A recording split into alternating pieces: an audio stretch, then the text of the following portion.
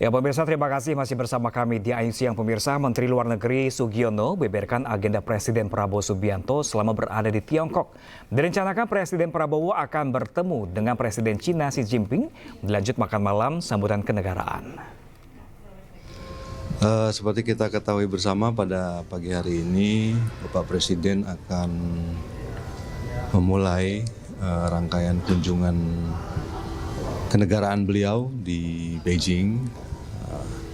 Hari ini beliau akan mulai dengan pertemuan bilateral dengan pimpinan Kongres Rakyat Tiongkok, Yang Mulia Zhao Leji, yang kemudian nanti akan dilanjutkan juga dengan pertemuan bilateral dengan Premier atau Perdana Menteri RRT, Yang Mulia Li Qiang. Setelah itu Pak Presiden juga akan ke Tiananmen Square untuk meletakkan karangan bunga di sana. Dan rencananya nanti malam akan ada pertemuan bilateral antara Bapak Presiden dan Presiden Xi Jinping yang dilanjutkan dengan cara makan malam kenegaraan. Saya kira itu garis besar acara pada pagi hari ini sesuai dengan jadwal yang diberikan kepada pihak kita dalam rangka kunjungan kenegaraan kali ini. Ya pemirsa, saat tiba di Beijing, Tiongkok, Presiden Prabowo Subianto disambut hangat oleh sejumlah mahasiswa Indonesia. Mereka senang bisa bertemu langsung dengan Prabowo yang belum lama dilantik menjadi Presiden Indonesia.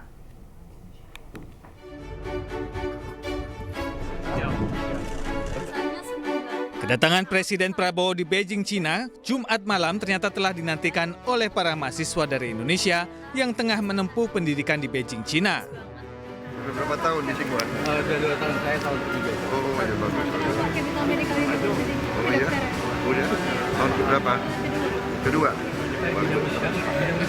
Oh. Patricia, pembuatan biola. Oh ya. Di Indonesia di mana? Di Jakarta. Oh, Jakarta. Mekatronika. Oh ya. Dari mana di Indonesia? Oh, dari mana? Bekasi. Puluhan mahasiswa menantikan kedatangan Prabowo di depan Hotel Peninsula Beijing, tempat Prabowo menginap. Mereka menunggu Prabowo sambil mengibarkan bendera merah putih.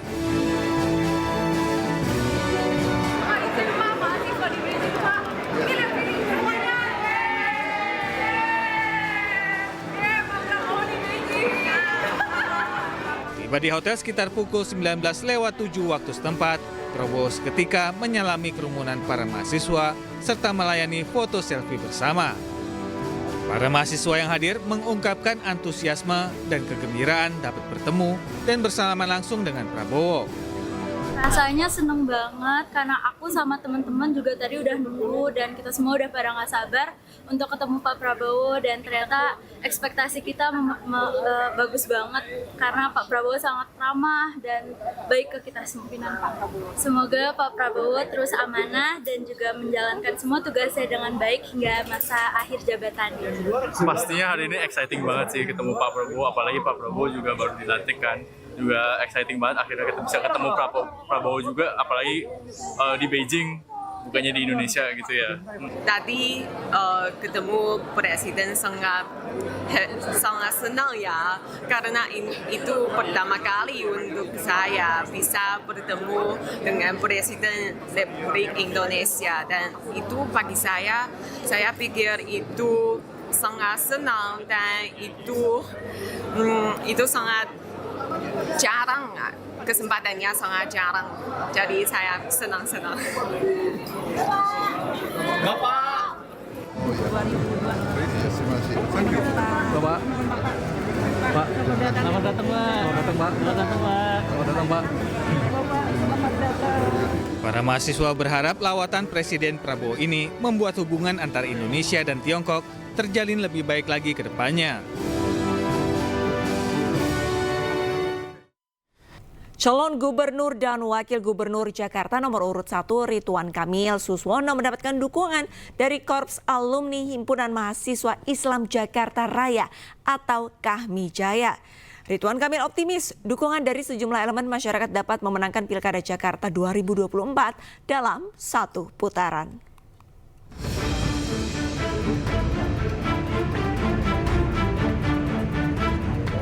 Pasangan calon gubernur dan wakil gubernur Jakarta nomor urut 1, Ridwan Kamil Suswono, mendapat dukungan dari Korps Alumni Himpunan Mahasiswa Islam Jakarta Raya atau Kahmijaya. Ridwan Kamil berdialog dengan Korps Alumni HMI Jakarta Raya pada Jumat lalu, di mana RK mengatakan bahwa kehidupan dirinya tidak lepas dari HMI. Orang tua RK bertemu saat bergabung di HMI Bandung, sedangkan calon wakil gubernurnya Suswono pernah menjabat sebagai ketua HMI Bogor. Alhamdulillah diundang oleh Kahmijaya, walaupun secara organisasi kan memang netral, tapi para individu-individunya tadi menyatakan sikap untuk mendukung Ridho, kira-kira begitu ya. Mudah-mudahan ini menguatkan, kebetulan ada irisan sejarah lah. Pak Suswono juga adalah ketua HMI di Bogor, kebetulan orang tua kami juga aktivis HMI ya, berjodohnya di organisasi. Dukungan dari sejumlah elemen masyarakat membuat Ridwan Kamil optimis untuk dapat memenangkan Pilkada Jakarta 2024 dalam satu putaran. Dari Jakarta, Muhammad Zulhilmi, Dimas Winardi, Indra Purnama, iNews melaporkan. Calon Gubernur Jakarta nomor urut 3 Pramono Anung menyambangi 2 pulau di Kepulauan Seribu. Pramono sosialisasikan program kesehatan, pendidikan, pariwisata hingga sarana transportasi umum. Calon Gubernur Jakarta nomor urut 3 Pramono Anung menghadiri istighosah dan silaturahmi dengan forum ulama dan santri di Gor Serbaguna Pulau Tidung, Kabupaten Kepulauan Seribu. Tidak hanya Pulau Tidung saja di hari yang sama, Pramono Anung melanjutkan safari politiknya menyambangi Pulau Lancang untuk mendengarkan sejumlah aspirasi warga Kepulauan Seribu. Pramono juga menyampaikan beberapa program kepada masyarakat Pulau Tidung dan Pulau Lancang, mulai dari program di sektor kesehatan, pendidikan, pariwisata, hingga sarana transportasi umum. Pramono Anung menambahkan pihaknya akan meratakan pembagian kartu Jakarta Sehat dan kartu Jakarta Pintar. Dan mereka tadi juga menyampaikan persoalannya sangat berbeda dengan yang di Jakarta. Kalau kita belanja masalah ya, di antaranya satu urusan gedung yang belum terselesaikan yang miliknya. Ini sebenarnya gedung gotong royong diinisiasi oleh warga NU. Bagi saya ini karena gotong royong pasti penyelesaiannya lebih gampang. Yang kedua, tanah kubur. Yang ketiga, persoalan klasik seperti kartu Jakarta Pintar, Jakarta Sehat, dan sebagainya. Lembaga survei Poltreking Indonesia buka suara terkait tuduhan survei elektabilitas Pilkada Jakarta yang dinilai berbeda signifikan dengan hasil survei lembaga lainnya. Dalam keterangannya di depan awak media, Lembaga Survei Poltreking Indonesia menyebut survei yang menempatkan pasangan Ridwan Kamil Suswono di peringkat pertama dalam satu putaran beberapa waktu lalu sudah dilakukan sesuai SOP dan sesuai aturan.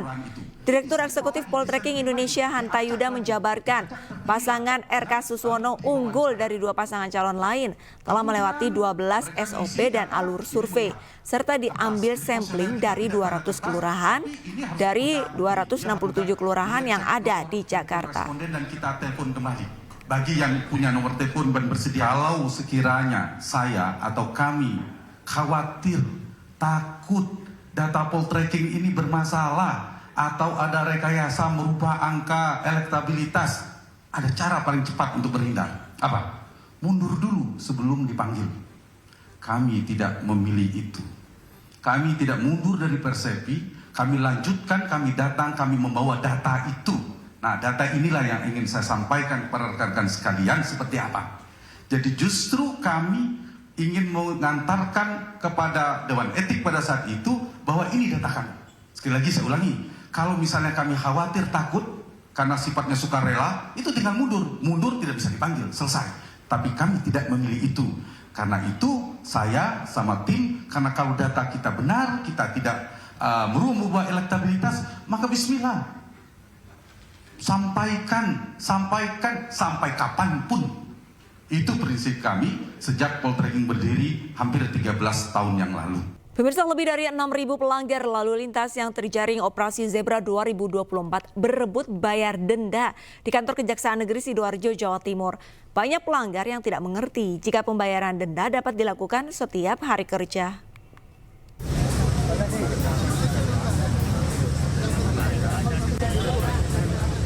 Suasana kantor Kejaksaan Negeri Sidoarjo dipenuhi lebih dari 6.000 pelanggar lalu lintas yang terjaring razia Operasi Zebra 2024. Warga mengantri bahkan berebut untuk membayar denda tilang setelah proses sidang di Pengadilan Negeri Sidoarjo. Meski pihak Kejaksaan Negeri telah membuka loket bantuan untuk melayani pelanggar di halaman kantor Kejari, namun kondisi ini belum mengurangi antrian pelanggar. Membludaknya jumlah pelanggar yang membayar denda tilang di Kejaksaan ini diindikasi karena banyaknya pelanggar yang tidak mengerti jika pembayaran denda tilang bisa dilakukan setiap hari di jam kerja. Ini pembludaknya orang, pelanggar ini tidak lepas juga dari pengetahuan mereka bahwa kalau masalah tilang itu diambil di hari H sesuai yang tertuang. Padahal dapat juga dilakukan di hari yang lain, yang penting di jam kerja. Kami juga sudah membuka loket itu juga di Car Free Day di hari Minggu. Sementara untuk meringankan beban pelanggar agar tidak terjebak antrian panjang dalam pembayaran denda tilang, pihak Kejari Sidoarjo juga membuka layanan drive-thru di kantor Kejaksaan Negeri Sidoarjo pada hari Minggu. Dari Sidoarjo, Jawa Timur, Pramono Putra, iNews melaporkan. Acara perayaan Akbar Kreativitas dan Kolaborasi Lintas Festival Boys 9 kembali digelar. Kali ini acara festival diselenggarakan selama 3 hari dari tanggal 8 hingga 10 November 2024 di Malang Creative Center MCC. Lemon pras. Lemon aja. Ya, lemon aja. Lemon mungkin yang telah keringnya. Ini berapa? Segitu 5.000, Ibu. Lemonnya sampai. Sejumlah warga antusias mendatangi acara tahunan sektor atau Boys ke-9 yang berlangsung selama 3 hari di Malang Creative Center MCC. Acara ini digelar selama 3 hari dari tanggal 8 hingga 10 November 2024. Lebih dari 100 kolaborator lintas sektor turut berpartisipasi dalam F-Mix 2024. Mulai dari instansi pemerintah, perguruan tinggi, perusahaan swasta, komunitas kreatif, hingga pelaku usaha mikro kecil dan menengah atau UMKM. Kita memang sudah konsen, berkomitmen pemerintah daerah untuk menggerakkan pertumbuhan ekonomi yang ada di Malang adalah kita harus berkonsentrasi dan fokus kepada usaha mikro yang ada di Kota Malang, terutama dari para pelaku UMKM mulai tingkat RT sampai RW. Ini adalah festival yang cukup menarik bagi saya karena saya membersamai festival ini mulai tahun 2016 sampai hari ini.